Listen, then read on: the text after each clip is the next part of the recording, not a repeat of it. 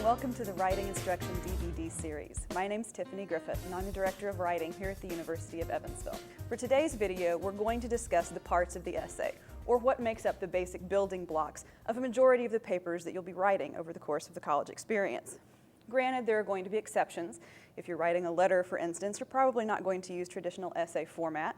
If you're writing a lab report or any sort of writing that has a very specific format, particularly that's specific to a discipline, might vary from this particular format. But for the most part, many of the essays that you'll be writing throughout college will consist of three primary building blocks: an introduction, a body, and a conclusion. And we'll start, seems logical at the beginning, with the introduction. What the introduction does is serves as a sort of welcome into the paper. It introduces your reader to your topic. There are a few techniques that you can use when starting an introduction. Some people like to use a grabber, something that will get the reader's attention and draw them into the paper, make them interested and want to find out what's going to happen. You might start with some sort of interesting fact or detail. For instance, if you're writing an essay on the Civil War, you might begin with the fact that over 600,000 soldiers died in the American Civil War. You could use an intriguing statement, like, mediocrity is wonderful, something a little bit unexpected. For instance, you might make the statement again, if you're writing a paper on the Civil War, that the Civil War was fought not because of slavery alone.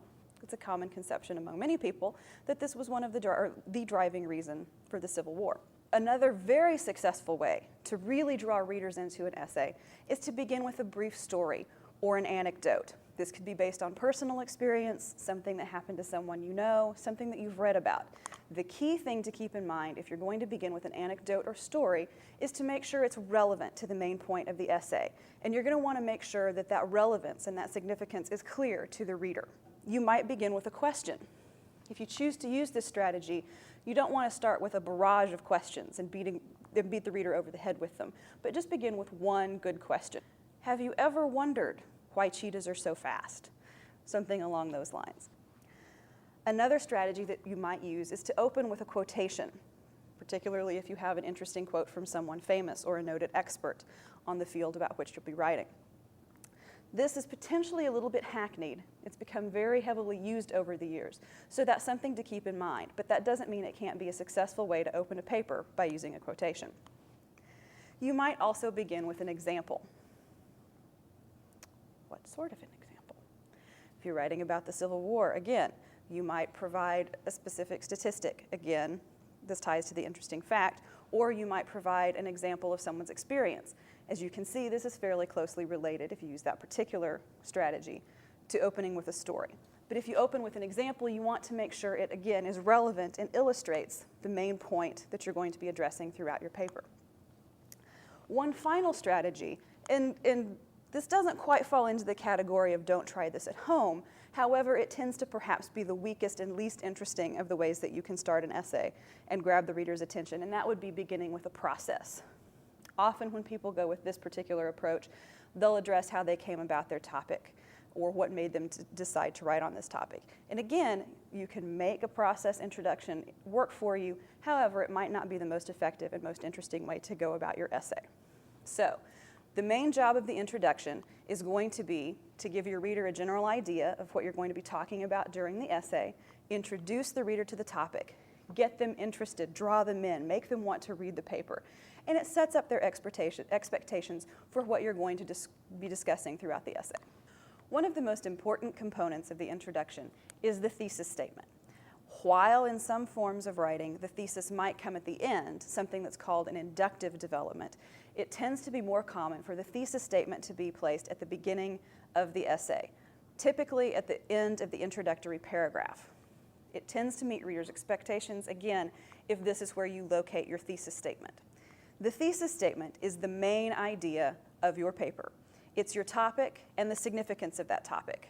Part of the significance of the topic may be in that it's something that's arguable, and you'll be providing assertions to support your thesis throughout the course of your essay. The thesis statement serves as a kind of blueprint for the essay, again, giving you and the reader some focus and an idea of how the essay is going to develop, where you're going, and how you're going to get there. An essential component, a very helpful aspect of a thesis statement can be what is sometimes called an essay map or a planned sentence. Now, this could be part of the thesis statement, or it could be developed over multiple separate sentences. But the essay map presents any subpoints that you'll be making, assertions that you'll be making throughout the paper in support of the thesis statement. For instance, again, we'll use the Civil War example. If you're writing a paper on the Civil War, you might have a thesis like this. There were three primary causes of the American Civil War: states' rights, slavery, and economics. This particular thesis statement gives you the topic, the Civil War, and your assertion about the topic, that there were three primary causes for the Civil War. It also gives the reader an idea of how your essay is going to be laid out. It presents the points that the essay will address in the order that they'll be discussed in the essay. First, states' rights; second, slavery; and third, economics. So this is an example of a thesis statement with the essay map included.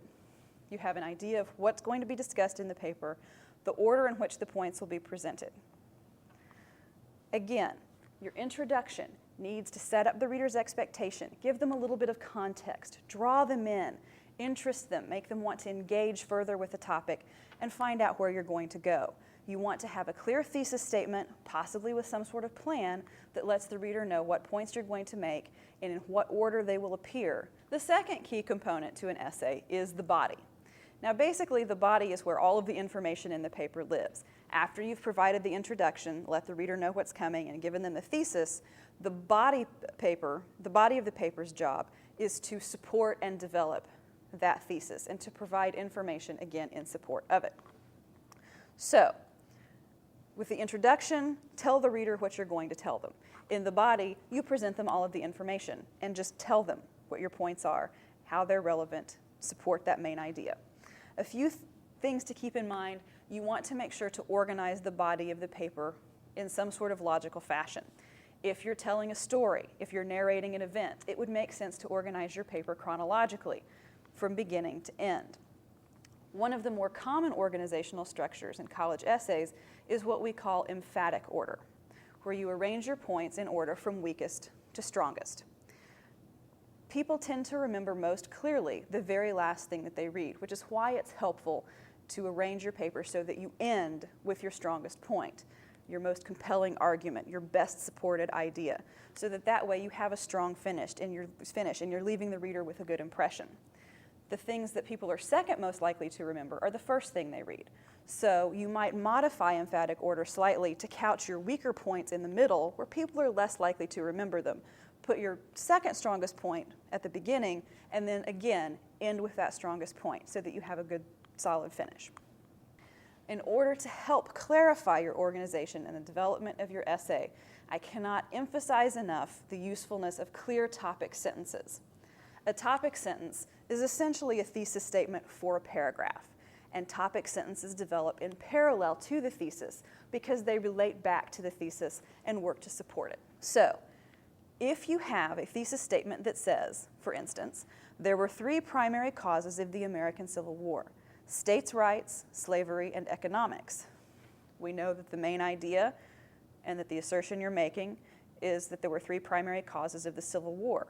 We know that the points that you're going to make in the order they will appear would be states' rights, slavery, and economics. So let's look at a sample for what a topic sentence for this particular paper might look like. And rather than starting with the first point, I'm going to jump into the middle and discuss the second point. While states' rights was a key factor in causing the Civil War, slavery was also an important reason that the war was fought. Now, if you'll notice, this particular topic sentence lets you know what the main topic of this paragraph will be: slavery as an important cause for the American Civil War. It also has an embedded transition that ties it to the previous paragraph but signals to the reader that you're moving on to something else. In this case, the clause, while states' rights was a key factor in causing the Civil War, relates back to the previous idea. It signals then, you still know what that previous idea was. It signals that there's going to be a change, and it gives the reader a smooth transition into the next topic that you're going to be addressing, which is slavery as a key cause for the Civil War. Now, transitions are really, really important and very helpful in constructing your essays. In the same way that you have muscles and ligaments that hold your bones together, transitions help to hold an essay together and keep the essay from feeling spotty or herky-jerky. You don't want to give your reader whiplash when they move from one point to the next. You want to have what we commonly refer to as flow. I'm still not sure where this term came from, but it seems to be universally applied throughout writing. In the same way a river flows fairly smoothly, you want to have a smooth movement throughout your essay and a logical progression and fluid motion from one idea to the next. So, you can have signal phrases, as in the previous example. There are also key words that you can use that signal some sort of change and give the reader a sense of how ideas are related. For instance, if you're dealing with addition, if you're adding an idea, you could use a word like also, again, furthermore. If you want to demonstrate comparison between two ideas, you could use a word like similarly or likewise.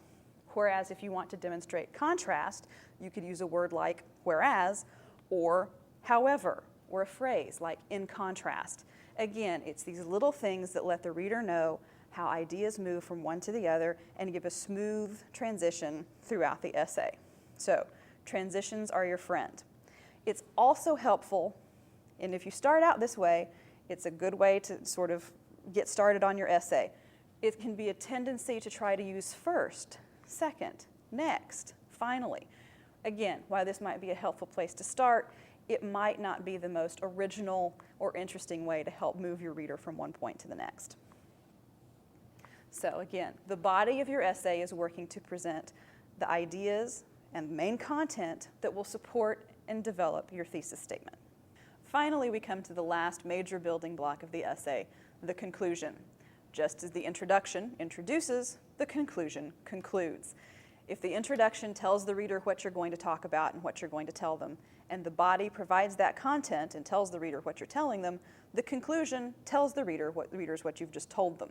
So, the job of the conclusion is to put a nice, pretty bow on the package and give the reader a smooth transition out of the essay so that they don't feel like they've just walked off the edge of a cliff. You want them to feel like they've tied everything up, they know what you've talked about, and they have a sense of fulfillment. So, a few ways to do this, or some helpful tips to keep in mind when you're doing a conclusion. If you've been doing a narrative or relating a certain event, you probably want to end with a resolution. How did this end? What happened? If you're working with emphatic order or most other structures, it's a good idea to restate the main idea of the paper. Reiterate that thesis statement. Now, when you're reiterating, you want to rephrase the thesis rather than just pasting it verbatim from the introductory paragraph. So, if we go back to our thesis statement about the Civil War, we want to recast that a little bit so it's not the same exact wording. So we might say something along the lines of states' rights, slavery, and economics were driving forces behind the American Civil War. Again, this reiterates what the main idea of the essay was, causes of the Civil War, and reminds the reader of the points that you've made and those things that were the key causes. So, remind the reader of the points that you've made through the essay, reiterate that central idea. In order to give the reader closure, an effective technique is to come back to the beginning. Now, again, you may do this by reiterating the thesis. If you opened with an anecdote or some sort of story, you might tie that back in somewhere in the end so that the reader feels as if he has come full circle. But important things to do, reiterate the main idea, restate the points that you've made, and avoid bringing in a new argument or completely new ideas. If you bring in new information at the very end or a new argument, it can give the reader the sense that you're not quite done yet. It seems like maybe you had something else to say. And again, the key idea of the conclusion is to tie everything together and give the reader a sense of what the essay was about. Let's just recap briefly. The introduction brings the reader into the essay, captures their interest, includes a thesis statement and possibly an essay map that give the reader the central idea and give them a clue of the order and organization and structure of the paper. The body presents the key information, helps to develop and support your thesis through use of topic sentences and paragraphs that include support, data, and examples. And then the conclusion works to tie everything together, give the reader a sense of closure and the sense that they've come to the end of a complete and finished essay. If at any point you would like to find out more information about these topics, we do have a few other videos available. If you have questions about the thesis, there's a video in this series dedicated to thesis statements and their development. If you're concerned about the body of your paper and paragraphs, there's another video dedicated to paragraphs and paragraph development. And we hope that you'll find these helpful as well. If at any point we can be of assistance in the Writing Center, we look forward to seeing you there.